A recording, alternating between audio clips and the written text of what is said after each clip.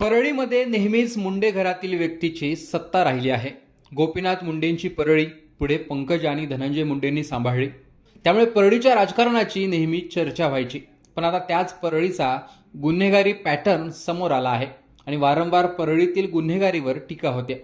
संतोष देशमुख हत्या प्रकरणात वाल्मिक कराड हे परळीतलं नाव आलं, मोक्का लागला. धनंजय मुंडेही निशाण्यावर आलेत. त्यावरून टीका करताना वेगवेगळ्या गोष्टी या काढल्या जात आहेत. इतिहासही उकरला जातोय.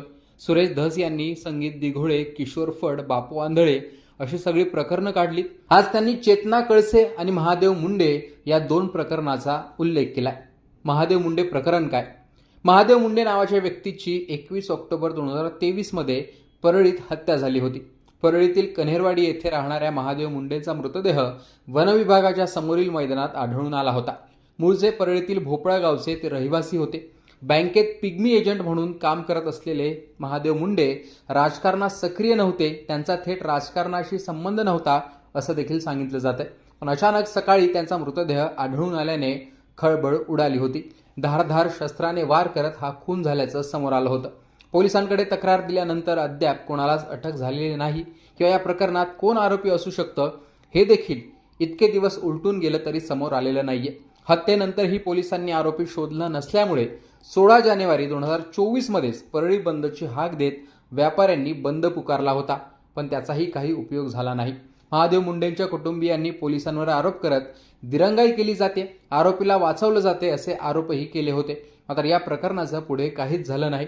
तेच प्रकरण सुरेश धस यांनी उकरून काढलं. सुरेश धस काय म्हणाले ऐका. महादेव दत्तात्रय मुंडे गाव कनेरवाडी याचा खून झाला दिनांक 22 ऑक्टोबर 2023 ला. दिनांक 22 ऑक्टोबर तुम्ही जात पात हे ते काढताना हे काढा ना. 22 ऑक्टोबर 2023 ला याचा खून झालाय. परळी वैद्यनाथच्या तहसीलच्या समोर खून झाला आणि ब्रेथ सापडलं त्याचं. अद्यापपर्यंत पहिले तिथं परळी पोलीस स्टेशनला सानप नावाचे पोलीस PI होते. त्यांनी याचा छडा लावला, याच्यातले आरोपी डिटेक्ट केले. परंतु आका आणि आणखी कोणीतरी सांगितलं हे आरोपीच अटक करायचे नाही. यांच्याऐवजी कोण आरोपी अटक करायचे? राजाभाऊ फड व इतर 3-4 6 आरोपी आहेत अद्यापपर्यंत. आणि हे 6च्या 6 आरोपी आकाच्या मुलाच्या इर्द गिर्द भटकताना दिसत आहेत. 23 ऑक्टोबर किती 22 ऑक्टोबर ना 22 ऑक्टोबर ते आतापर्यंत या खुनाचा तपास लागलेला नाही. किती वाईट आहे. आणि आरोपी पूर्ण परळीत हिंडतात. या परळीमध्ये आणखी काय काय हवंय तुम्हाला? पुरावे तर हे सापडले आकाचे. ह्या मयत मुंडे जो आहे याचा आत्मा काय म्हणत असतो? सतीश फडचे मला वाटतं हे मेहुणे. सतीश फड म्हणून एक कार्यकर्ता तो पूर्वी पंकजाताईंबरोबर होता.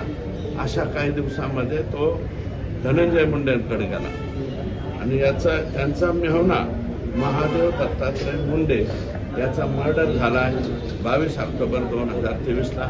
अद्यापपर्यंत त्याचा तपास लागलेला नाही. सानप नावाचे जे PI त्यांना प्रेशर केलं की तुम्ही ह्यांचे नावं घ्यायचे नाही, दुसऱ्याचे घ्या. ते म्हणला मी असलं पाप करणार नाही. मग म्हणले तू इथून निघून जातो. बिचारा बदली करून आता धाराशिव जिल्ह्यामध्ये गेलाय. तर कन्हेरवाडी गावात राहणाऱ्या महादेव दत्तात्रय मुंडे यांचा तहसील समोर खून झाला तेव्हा तिथे परळी पोलीस स्टेशनला सानप नावाचे PI होते. त्यांनी त्याचा छडा लावला, यांच्यातील आरोपी शोधले. पण आका आणि अन्य कोणीतरी सांगितलं आरोपींना अटक करायची नाही. या प्रकरणातील 6 आरोपी आकाच्या मुलाच्या आसपास फिरताना दिसत आहेत असा दावा सुरेश धस यांनी केला. अनेक प्रकारे पुन्हा वाल्मिक कराड यांच्याकडे बोट दाखवलं.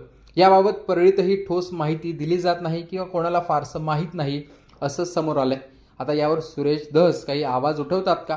महादेव मुंडेंच्या कुटुंबियांना भेटतात का? ते पाहणं महत्त्वाचं असणार आहे. पण एकूणच पुन्हा परळीतील एक प्रकरण समोर आल्याने याची चर्चा रंगली आहे. याविषयी तुमचं मत कमेंट बॉक्समध्ये सांगा.